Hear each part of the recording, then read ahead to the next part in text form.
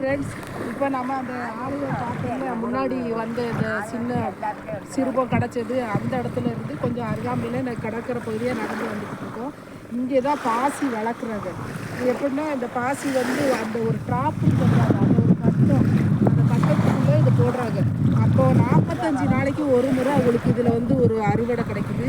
இதில் வந்து 50 கிராம் போட்டாங்கன்னா 45 நாளில் அது வந்து 50 கிலோ வரணும் அப்படின்னு சொல்கிறாங்க.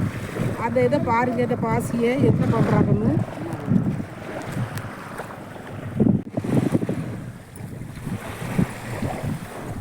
மீன் சாப்பிட்ருக்கா, மீன் சாப்பிட்றதுனால இந்த மாதிரி நேரத்துக்கு வர்றது, இந்த பிளாக் கலர் இந்த நேரத்துக்கு வர்றது தான் அவங்களுக்கு தேவையானது.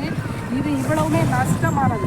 இவங்க வந்து இதில் வந்து கட்டி போடுறாங்க, இந்த மாதிரி மாலை துடுத்த மாதிரி கட்டி கட்டி போடுறாங்க அந்த கட்டத்துக்குள்ளே. ஆனால் அந்த மீன் கடிக்கிறதுனால இந்த கலர் சேஞ்ச் ஆகும்.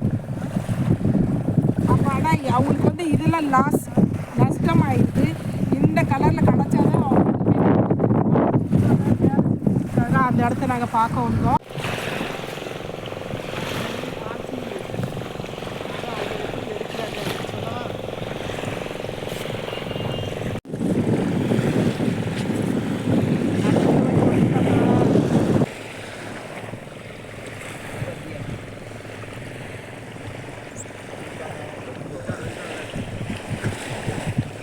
பாருங்க ஃப்ரெண்ட்ஸ், எப்படி வளருதுன்னு பாருங்க.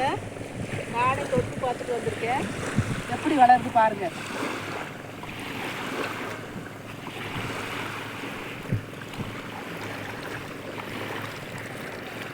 அரசாங்கத்தால கட்டப்படுது, அவங்களுக்கு உதவியாக இருக்குன்னு சொல்றதுக்காக இந்த 2 கட்டடமும் அவங்களுக்காக கட்டிட்டு இருக்காங்க. இந்த கட்டடம் ரெண்டும் இந்த பாசி வளர்க்குற இந்த மக்களுக்காக அரசாங்கத்தால் கட்டப்படுறது, அவங்களுக்கு உதவியாக இருக்குன்னு சொல்றதுக்காக கட்டிட்டு இருக்காங்க.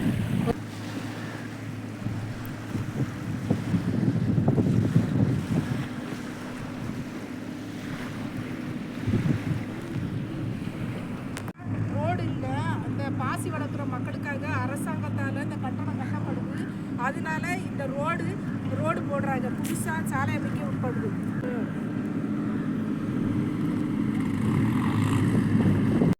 ஓகே ஃப்ரெண்ட்ஸ், இதுவரை எனக்கு தெரிஞ்சதை நான் உங்களுக்கு சொல்லியிருக்கேன். பிடிச்சா லைக் பண்ணுங்கள், ஷேர் பண்ணுங்கள், சப்ஸ்கிரைப் பண்ணுங்கள். தேங்க்யூ.